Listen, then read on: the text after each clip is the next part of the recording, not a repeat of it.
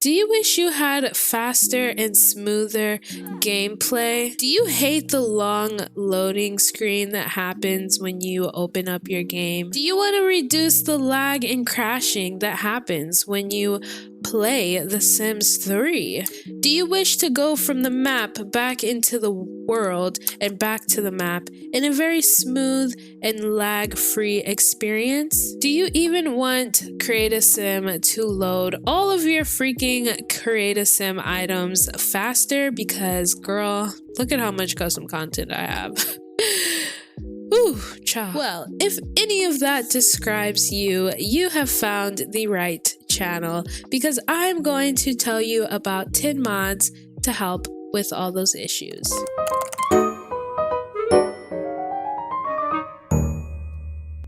Hey guys, it's Siberi and welcome back to my channel. Today I will be showing you guys some mods that help reduce lag and crashing, and I will be showing you guys how to use them.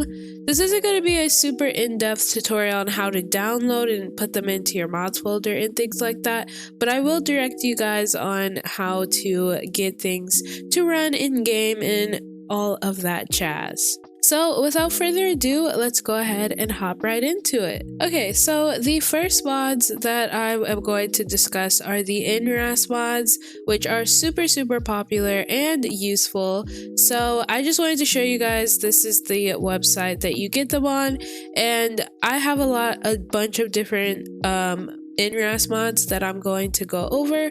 So that's why I just wanted to show you guys, this is where you download it. You would just click that, place it into your mods folder. So yes, I just wanted to show that. Now let's go back into the game. Okay, you guys, so we are back in the game. So first mod that we are going to discuss for NRAAS is called mastercontroller, which you guys already saw on the screen.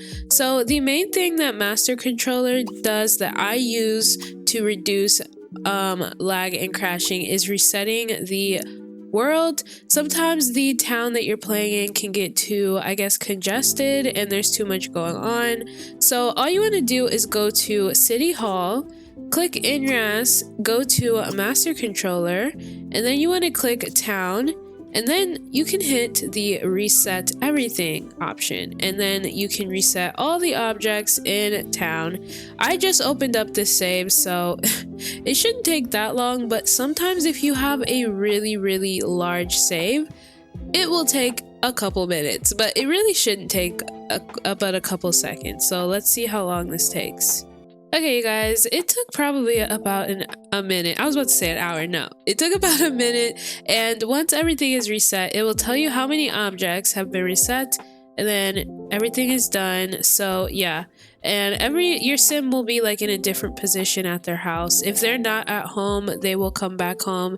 It's really good to do it at nighttime when your sims are sleeping and that, you know, nothing important is happening basically, but the entire world will be reset, so all the sims in the town will go back home and things of that nature. So yeah, that is the main way that I use mastercontroller to reduce lag and crashes. Mastercontroller has so many different options and things that you can do with it. Another really cool thing I do use mastercontroller for in terms of lag and crashes is if my house or someone in my house or something like that is like causing like lag, or if they're like stuck or whatever, you can just click on the house and you can click reset lot, and it does basically the same exact thing that resetting the world does, except it's just your lot.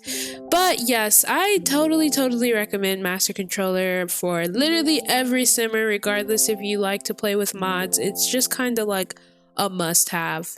Okay, anyways, moving on to the next mod, we are going to discuss debug enabler. So really, debug enabler just makes it so that debug commands are usable in game, and it also adds a few useful commands to fix problems that go on in the game. So honestly, you guys, when I download and install debug, I just leave it in my game. You don't really have to like change any of the settings or anything like that.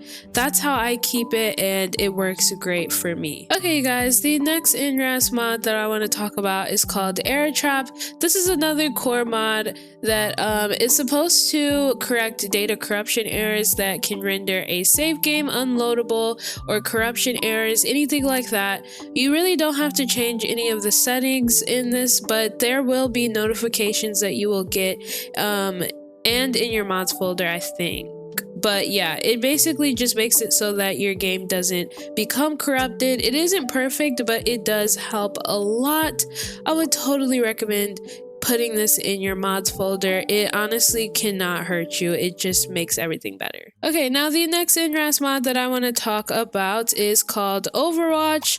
So you can access this also from going to City Hall, NRAAS, and over here we have Overwatch. So what I like to do is go to the settings, and I like to have some of these cleanup sections turned on. So I like to clean up all the homeless, clean up concerts, clean up elevators, clean up all of this stuff, because all of this can like lag your game and all that jazz. So I like to turn most of these to true. Yes, clean up vehicles hourly, cleanse the dead, delete all magical gnomes. You can go through and pick which ones you like to turn on and off. Wait, I meant to turn that on. And clean up situations. Yes. Yes, but you guys can go through and pick which ones you like to change. I like to change these. Which other ones? I think that's it. And then last but not least, I also like to turn on testing cheats enabled. That way, if you ever need to use testing cheats enabled, you don't have to constantly turn it on every time you open up whatever save you're playing in, which is really, really convenient. So once you click the error or whatever this is called, I don't know how to talk today, y'all. I never know how to talk. Anyways, once you click that, it should start working and you will get notifications. You can turn the notifications off if you want. I know that kind of bothers a lot of people.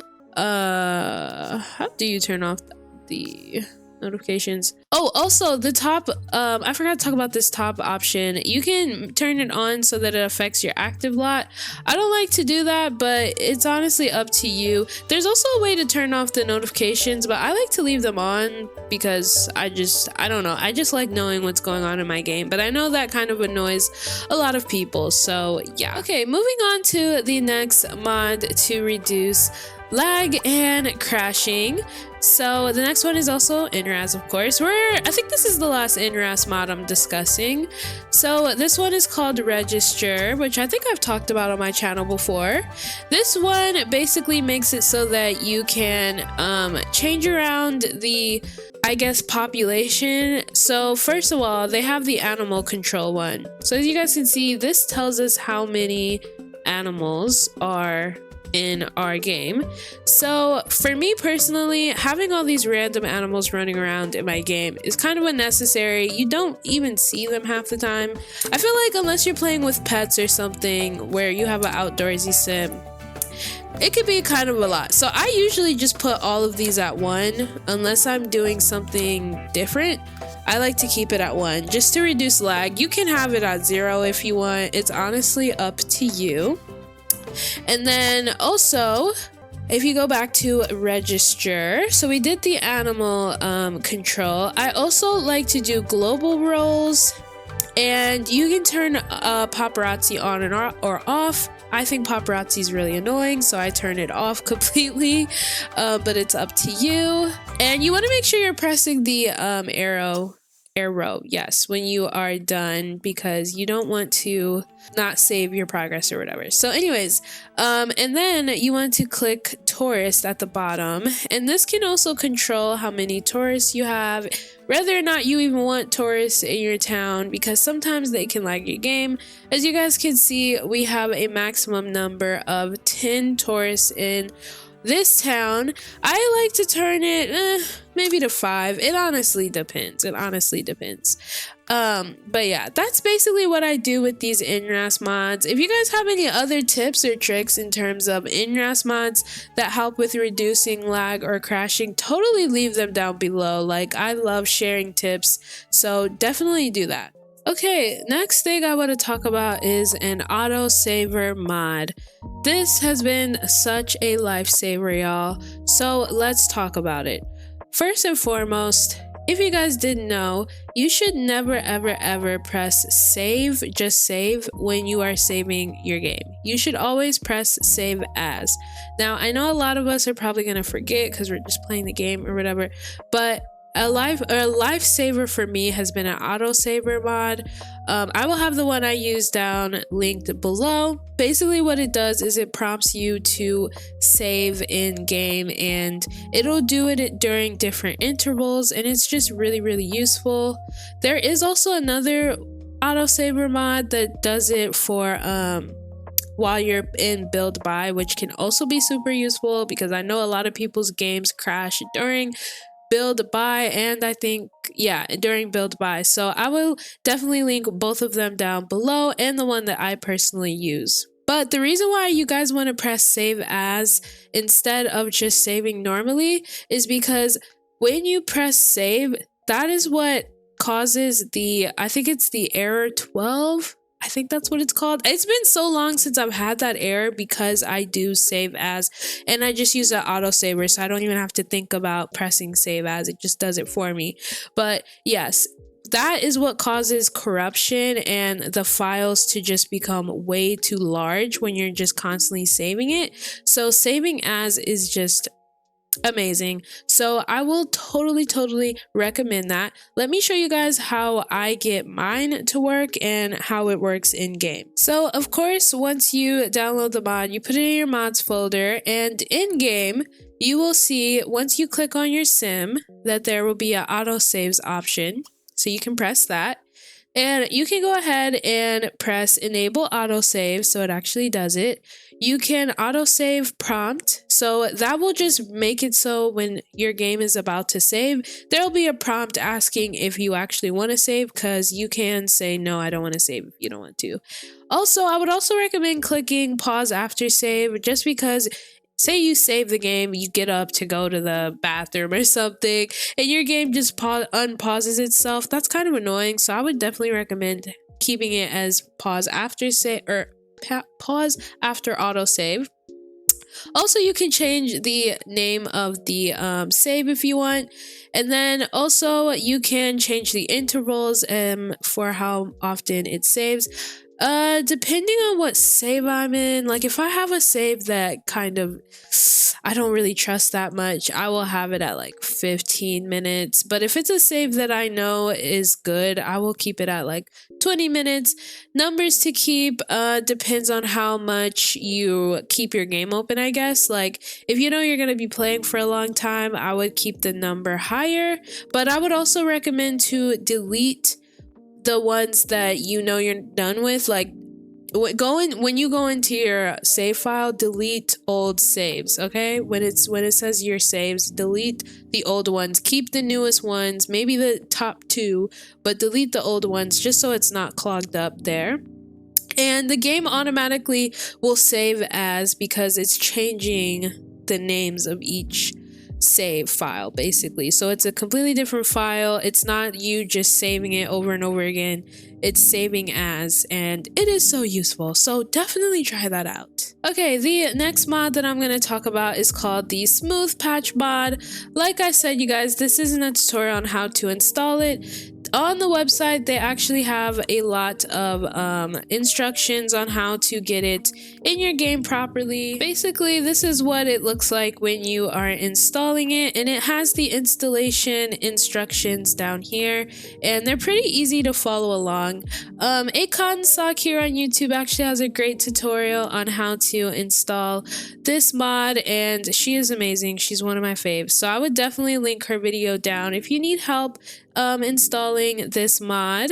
But patch mod is what makes it so that my game runs this smooth. Like, I get so many comments asking how I get my game to run smooth, and there are a lot of reasons why my game is smooth, but I will definitely attribute most of that to smooth patch mod, because this mod is just a lifesaver in general, especially in CAS. Let me show you guys how smooth my CAS is. Okay, you guys, y'all know I play with a lot of custom content, and look at how smooth everything loads. Like, and I have an insane amount of custom content. I'm playing with all the expansion packs, no stuff packs, but all the expansion packs and all this custom content, and everything just loads so freaking fast. Like, not perfectly smooth, but I have so much stuff in here and it just loads. Like, I didn't have this experience 10 years ago when I was trying to download custom content on my $300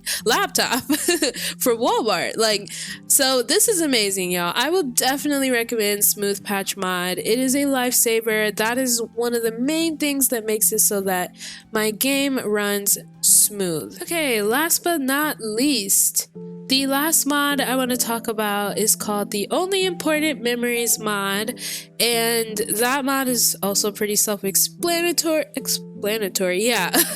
But basically what this mod does is makes it so that the only important memories are saved in the scrapbook. I don't think I even have memories turned on anyways.